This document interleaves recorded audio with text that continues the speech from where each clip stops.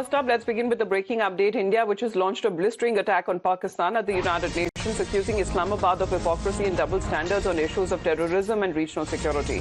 New Delhi has said that Pakistan was attempting to mislead the international community while continuing to blame its neighbors for problems of its own making. India has also taken an aim at Pakistan's military actions in Afghanistan, asserting that a massacre is not counter-terrorism and that Afghan civilians had paid the price for Islamabad's airstrikes. Calling out to what described as Pakistan's doublespeak, India said that no legal or moral justification could be offered for the attacks that violate the sovereignty of another nation. The Indian side further argued that Pakistan's actions amounted to an assault on Afghan sovereignty, while urging Islamabad to abandon propaganda and act responsibly. Now, this sharp exchange marked another diplomatic face-off between New Delhi and Islamabad at the United Nations, with India forcefully pushing back against Pakistan's narrative. India would like to emphasize the importance of UNAMA and its mandate, and underline our full support to UNAMA in these challenging times as it endeavors to promote peace and stability in Afghanistan. Pakistan, in its statement earlier today, questioned the intent of UNAMA and the veracity of UNSG's report. We would like to stress that support for multilateralism and the United Nations is not an a la carte menu. Pakistan's campaign of military airstrikes against Afghanistan is causing huge civilian casualties and sufferings to the Afghan people. We reiterate Secretary General's deep concern at civilian casualties caused by airstrikes, cross-border firing, and targeted killings as detailed in UNAMA reports. We support the Secretary General's call urging compliance with obligations under international law, including international humanitarian law, and ensuring protection of civilians. We also support UNAMA's earlier calls for investigation to ensure accountability, prevent recurrence, and uphold victims' rights. Such unconscionable acts of violence are a blatant assault on Afghanistan's sovereignty and a threat to the region's peace and stability. India strongly condemns the airstrikes on Afghan territory, which are flagrant violations of international law and the UN Charter and the principle of state sovereignty. According to UNAMA, 372 civilians have been killed and 397 injured just in the first 3 months of this year. A large majority of them during the holy month of Ramadan, a time of peace, mercy, and reflection, which makes the act all the more reprehensible.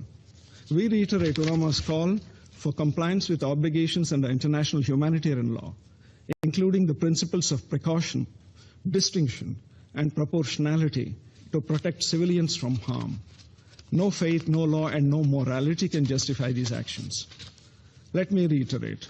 Dressing up a massacre as a military operation does not absolve the perpetrator. Killing, maiming, and orphaning civilians is not counter-terrorism.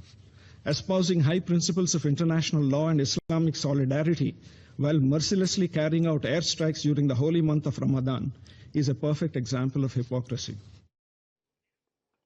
Well, Pakistan's hypocrisy is not something that India has exposed for the first time. Let's get Purnima Nath, a geopolitical expert, to speak more on this. Purnima, good evening to you. You're joining us from New York.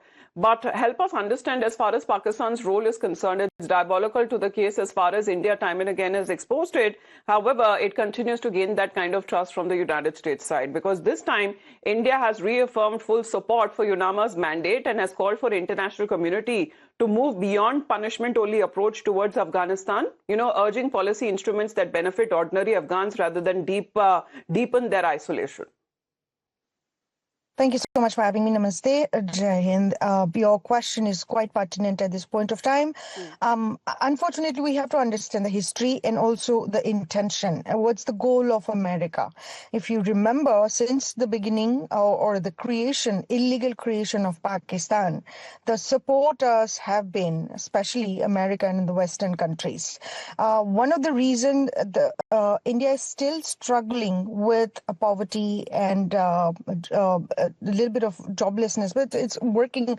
They're working very well right now. Politics was a major issue in terms of keeping people poor and also underdeveloped.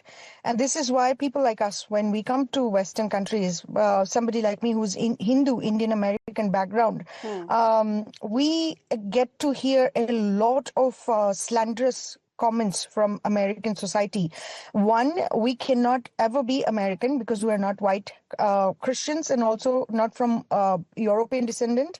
The other thing is that they still communicate that India is filthy, India is the rape capital, and India can and never actually grow. And this is the narrative they have run constantly, consistently through their media apparatus over here.